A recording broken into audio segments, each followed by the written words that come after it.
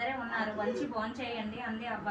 శ్రీకరుడు అంతకు ముందే చూసి ఉన్నాడు కనుక ఆ పరిస్థితి అర్థం చేసుకొని, ఈ రోజు నాకు ఒంట్లో నలతగా ఉంది అని చెప్పి తప్పించుకున్నాడు. భార్య వద్ద తన తల్లి చేస్తున్న దురాగతాన్ని ఒప్పుకొని ఎంతో కలత చెందాడు.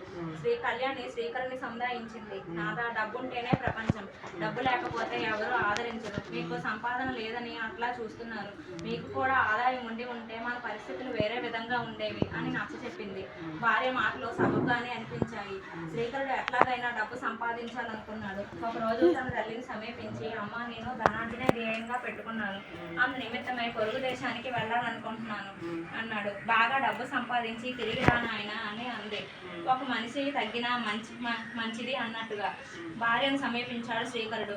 కళ్యాణి, నేను ధనార్జనకే పొరుగు దేశం వెళుతున్నాను, నేను వచ్చే వరకు నీవు ఇక్కడే ఉండు అంటూ తన గుర్తు కోసం తన అంగుళి అని భార్య చేతికిచ్చాడు.